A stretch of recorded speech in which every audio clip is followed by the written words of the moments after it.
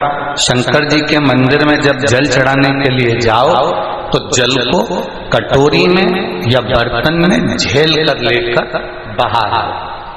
मंदिर में जहाँ शिवलिंग है, जहाँ जलाधारी है, वहीं की वहीं पानी झेल लिया, वहीं की वहीं पी लिया, हाथ झूठा कर लिया, मुख झूठा कर लिया और भगवान का भजन कर रहे हैं तो भगवान उसको स्वीकार नहीं करता। हम हमेशा कहते आए, हमने कभी कहा कि वहीं की वहीं पानी झेलो और पियो? कभी बोला? हमने क्या कहा कि जब भी भगवान को जल चढ़ाओ तो अपने बर्तन में चढ़ाए हुए पात्र में थोड़ा सा जल झेल कर लेकर आओ। हमने ये नहीं कहा आपको कि आप वहां पर बैठकर मुख को झूठा करो। झूठ और झूठा शिव को प्रियता नहीं।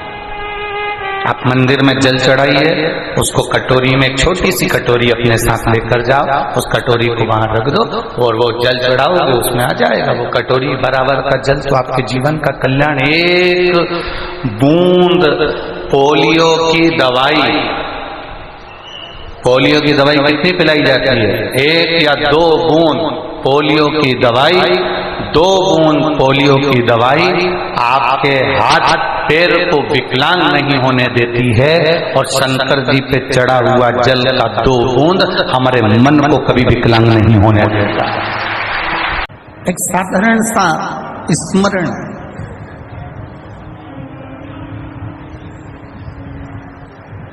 एक प्लास्टिक की थैली को जलाकर देखना तो उसमें प्लास्टिक की गंध आई। जो प्लास्टिक की गंध नहीं जानता वो भी अंदर कमरे में बैठा बैठा कह देगा कुछ तार जल रहा है।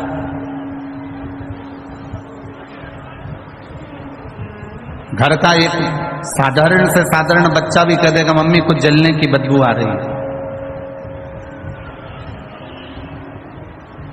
एक लकड़ी जलती है तो उसकी गंध आती है कि कोई लकड़ी जला रहा है। एक कागज जलता है तो उसकी गंध आती है कि कोई कागज जला रहा है।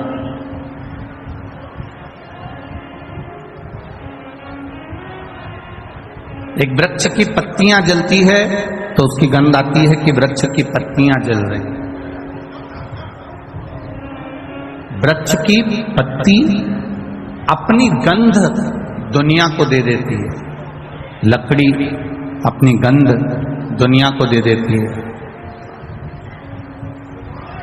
प्लास्टिक अपनी गंध दुनिया को दे देता है। जो चीज जल रही है वो अपनी गंध दुनिया को दे रहा है।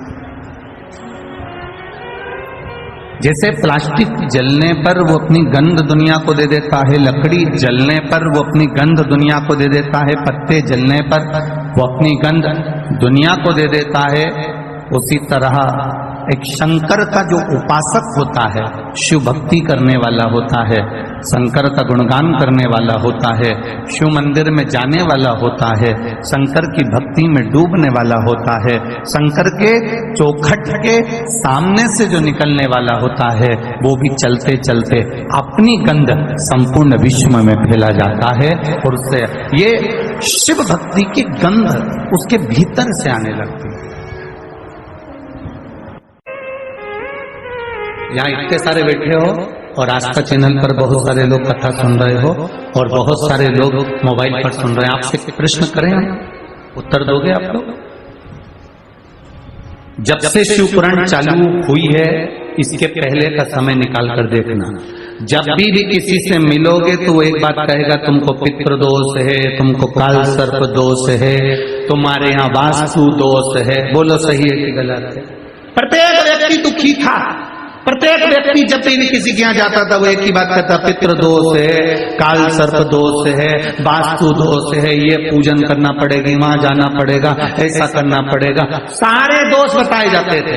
जब से शिव पुराण चालू हुई और तुमने एक लोटा जल चढ़ाना चालू करा, सारे दोष अपने आप समाप्त होते चले।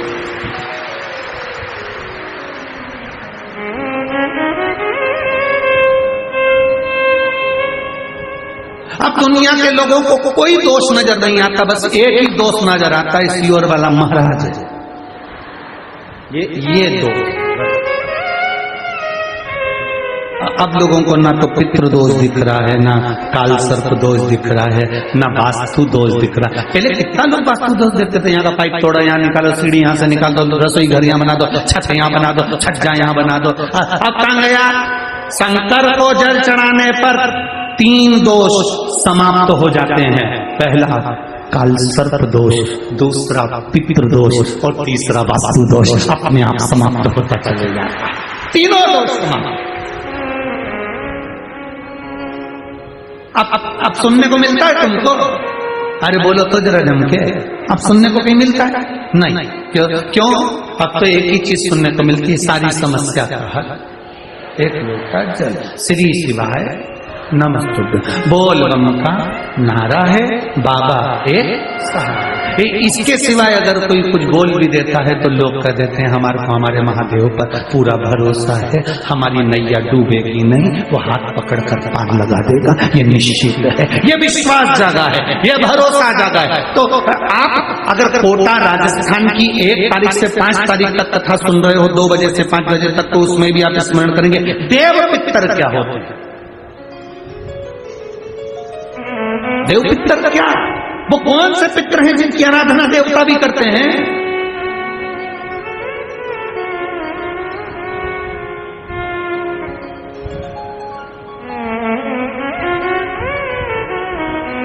वो कथाओं का स्मरण कर। और ये पितृपक्ष की कथा के बाद जब नवरात्रि में 17 तारीख से 21 तारीख तक 5 दिन की जब नागपुर में शिव महापुराण की कथा हो तो उसको भी दिल से श्रवण करना। नवरात्रि की कथा उसको भी ध्यान से सुनना, अपने जीवन में उतार। शिव भक्ति है क्या? शिव के प्रति विश्वास क्या?